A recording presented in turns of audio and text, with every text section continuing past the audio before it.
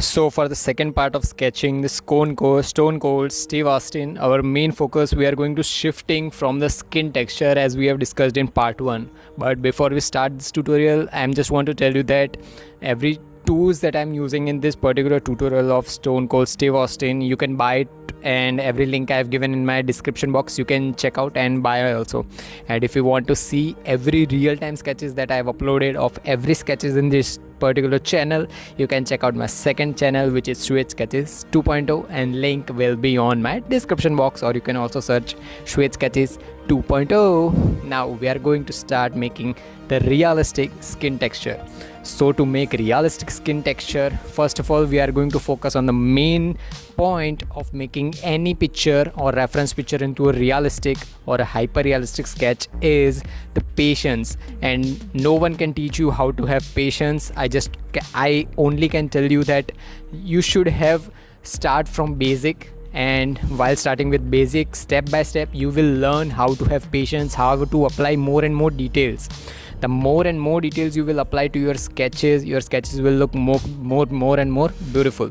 And if you want to see more details from the reference picture that you are using, or so many people also told me that they just have printout, or they just took a printout of the reference picture that they are making.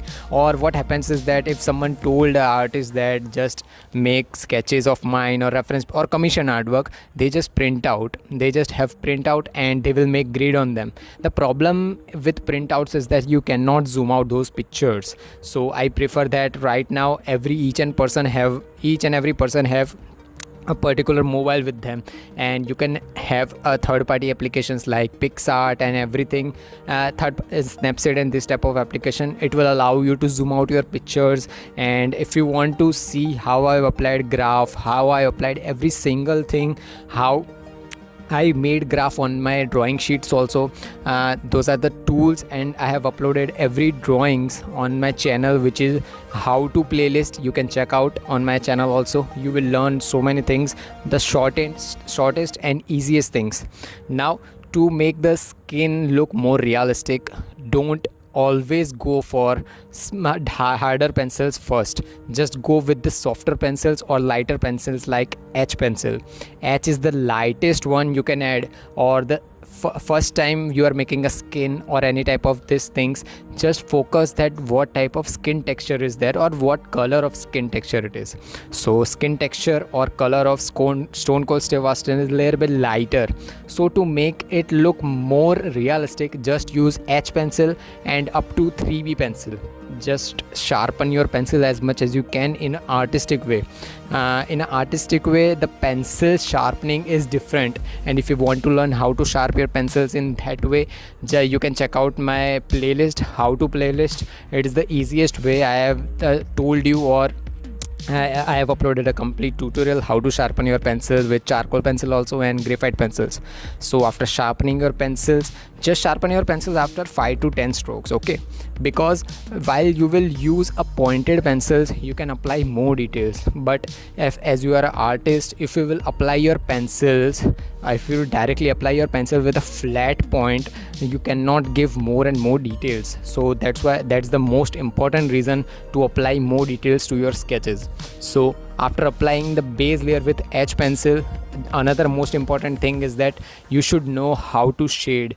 And shading is the most important thing for any base layers, as if the base of any building or house or anything is weak, so of course the building is going to broken, or this type of things, you know that, right? So for the base layer, just apply the base layer, then blend it using a tissue. Tissue is the most important thing for the base layers. I don't prefer using blending stumps or earbuds or this type of things for the base layers, as tissue gives a more flattened and blended look, and every type of blends are good. But if you are using a blending stump, which you have used in previous videos or previous portraits also, you will add a little bit more brownish or grayish look on your sketches, and that is not preferable. So for that thing, I prefer that use a tissue for the base layer blending. And after blending the base layer, now again go for first layer, which is 2B pencil for the only parts which are more darker. Like if you can focus that the left hand side part of the main bald part of the Stone Cold left hand side part is a little bit more darker, so apply 2B pencil for the only parts, and again blend it using first of all with the blending stump, and then again use a makeup brush, or you can also use a paint brush for blending finally. After adding these two base layers, now again go for more details like pointed you can use mechanical pencils to apply those smaller dots. Like if you will zoom out the picture of Stone Cold Steve Austin, you will see so many details like smaller dots, straight lines. You will see these type of details only when you will zoom out your pictures. Without zooming out your pictures, you won't be able to see more and more details. So as I always say, that just gradually grow from light to darker, as the left side part of Stone Cold Steve Austin is little bit more lighter as compared to right hand side part, and the reason is that the light source is on left hand side and the upper side part. And this is the most important thing you should learn from sketching any portraits, is that see where the light source is going. And we are going to focus on remaining parts like beard, mustache and the cloth part in the part 3 of sketching Stone Cold Steve Austin. So bye bye, see you in part 3. So that was all for this tutorial. If you have learned something from this video, subscribe and drop a like. And comment down your question and queries regarding this tutorial. Meanwhile, take care of your loved ones too. Have an artistic day. Tattoos.